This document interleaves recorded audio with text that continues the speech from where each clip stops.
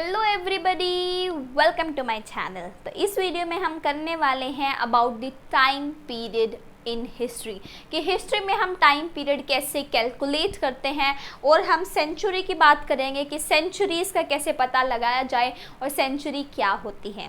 तो बेसिकली ये वीडियो आपकी हिस्ट्री के लिए बहुत इंपॉर्टेंट रहने वाली है क्योंकि मैं आपको अपने हर एक हिस्ट्री की वीडियोस में बोलती हूँ कि हिस्ट्री में time period is very important. तो आपको ये भी पता होना चाहिए कि वो टाइम पीरियड हम कैसे कैलकुलेट करते हैं हिस्ट्री में, किस बेसिस पे टाइम पीरियड को कैलकुलेट किया जाता है और कैसे टाइम पीरियड दिया जाता है हिस्ट्री में। तो ये वीडियो इसी टॉपिक पे होने वाली है और ये वीडियो बहुत ही ज़्यादा इम्पोर्टेंट वीडियो है क्योंकि इसमें मैं आपको बताऊंगी all about the time period.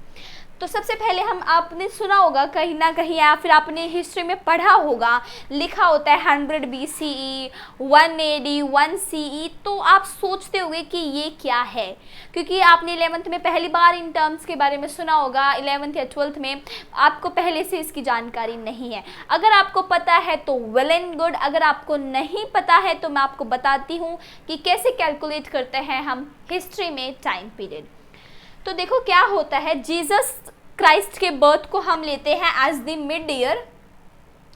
जब जीसस क्राइस्ट का बर्थ होता है तो उसके बाद के ईयर्स को हम बोलते हैं कॉमन एरा या फिर एनो डोमिनी। तो जीसस क्राइस्ट का बर्थ हुआ तो उसके जो भी बाद के ईयर्स हैं उन्हें हम बोलेंगे CE या फिर AD।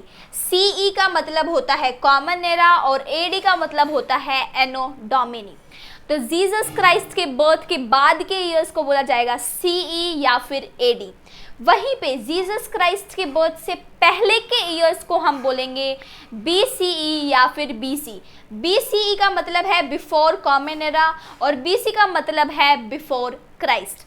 तो अब आप देखो, अगर जीसस क्राइस्ट के जो भी बाद के ईयर्स हैं तो उन्हें बोलेंगे हम कॉमन एरा या फिर एनो डोमिनी। वहीं पे जो पहले के ईयर्स है उन्हें बोलेंगे बिफोर कॉमन एरा या फिर बिफोर क्राइस्ट। तो ये पहली चीज़ आपको आई होप समझ आ गई होगी। अब आते हैं नेक्स्ट टॉपिक पे। जैसे कि जीसस क्राइस्ट का बर्थ हुआ, उसके बाद नेक्स्ट ईयर आया, एक साल बाद, उसे हम बोलेंगे 1 AD या फिर 1 CE, फिर 2nd AD या फिर 2nd CE।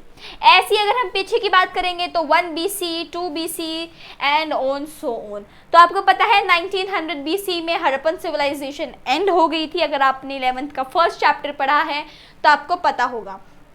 तो ऐसे हम कैलकुलेट करते हैं हिस्ट्री में बेसिकली टाइम पीरियड। ओके, तो अब हम ये लिखते कैसे हैं? जैसे इससे इसके बीच का टाइम पीरियड है और इससे इसके बीच का, तो हम उन्हें कैसे लिखते हैं?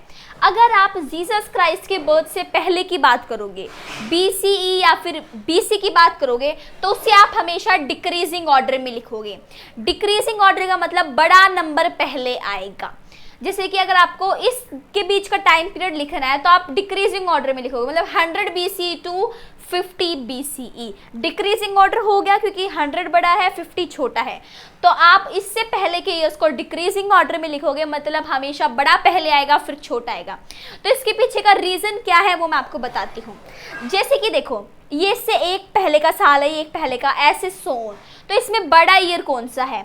50 बड़ा है या 100 बड़ा है? ऑफ कोर्स 100 बड़ा है क्योंकि जो है 100 जो है वो देखो काफ़ी ओल्ड टाइम पीरियड है क्योंकि ये एक एक साल पीछे का बता रहे हैं ना। जीसस क्राइस्ट के बर्थ से पहले का एक साल, फिर जीसस क्राइस्ट के बर्थ से पहले 2 साल, 3 साल।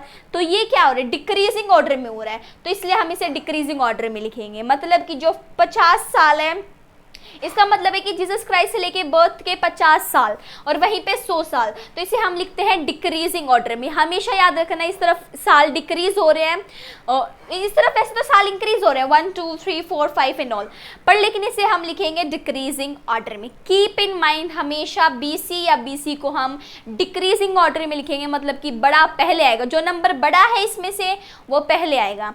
और वहीं पे अगर हम CE और AD की बात करेंगे तो इसमें हम छोटा नंबर पहले लिखेंगे।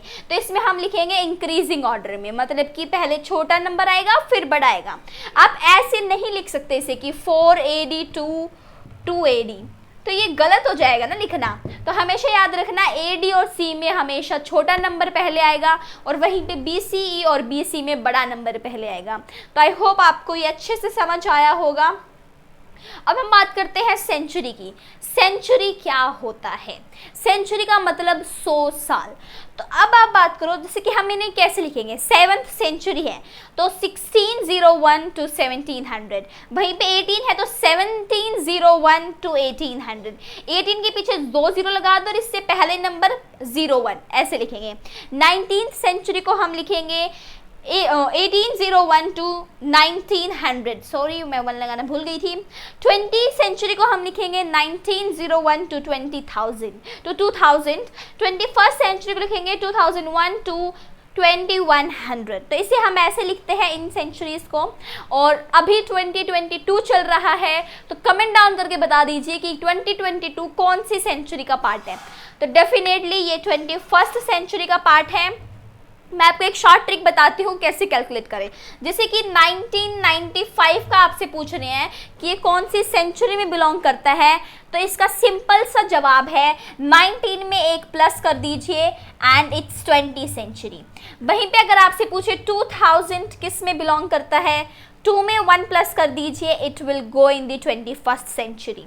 तो ऐसे ही आपको हमेशा एक नंबर प्लस करना है एंड देन यू सॉरी अगर ये एंड का पूछे ना, अगर लास्ट में 3 जीरो है तो वो उसी सेंचुरी में बिलोंग करेगा।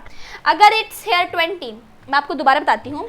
जैसे कि अगर यहाँ पे फॉर एग्जांपल 1900 है और अगर आपको बताना है कि ये कौन सी सेंचुरी का पार्ट है, तो अगर पीछे जीरो है ना तो ये उसी सेंचुरी का पार्ट होगा। जैसे कि फॉर एग्जांपल 1800 है तो ये 18th सेंचुरी का पार्ट होगा। अगर 1400 है तो ये 14th सेंचुरी का पार्ट होगा। वहीं पे अगर इसके पीछे नंबर है जैसे कि 1485 तो ये होगा 15th सेंचुरी का पार्ट, एक इसमें प्लस हो जाएगा। तो अगर उसके पीछे जीरो है तो वो उसी सेंचुरी का पार्ट है, और अगर उसके पीछे नंबर है तो उस स्टार्टिंग के 2 डिजिट में एक ऐड कर दीजिए, वो सेंचुरी का पार्ट हो जाएगा। तो ऐसे हम कैलकुलेट करते हैं सेंचुरीज। और आपको लिखना भी आ गया होगा, अगर 20 सेंचुरी लिखना है तो 1901 to 2000, इसके पीछे 2 जीरो लगा दीजिए, 2000 बन जाएगा। और उसके बाद 19 इस 20 से पहला नंबर 19 है तो 1901। तो ऐसे हम सेंचुरीज कैलकुलेट करते हैं और ऐसे ये हमारा टाइम पीरियड है हिस्ट्री का। आई होप आपको ये समझ आई होगी। अगर समझ आई है तो वीडियो को लाइक कर दीजिए, चैनल को सब्सक्राइब कर दीजिए, बेल आइकन को प्रेस कर दीजिए। ऐसी ही इंफॉर्मेटिव वीडियो लेने के लिए ज़्यादा से ज़्यादा चैनल को सब्सक्राइब करो, अपने फ्रेंड्स के साथ शेयर करो।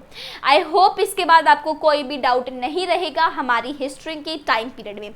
सेंचुरी भी मैंने आपको अच्छे से समझा दी कि हम सेंचुरीज को कैसे कैलकुलेट करते हैं, और मैंने आपको टाइम पीरियड भी बता दिया है। कीप इन माइंड, हमेशा AD और CE में हम इंक्रीजिंग ऑर्डर में लिखेंगे, छोटा नंबर पहले आएगा, बड़ा बाद में आएगा। BCE और BC में बड़ा नंबर पहले आएगा, छोटा बाद में आएगा। जीसस क्राइस्ट के बाद के ईयर्स को हम AD या फिर CE बोलते हैं। C is common era, AD is anno Duminy.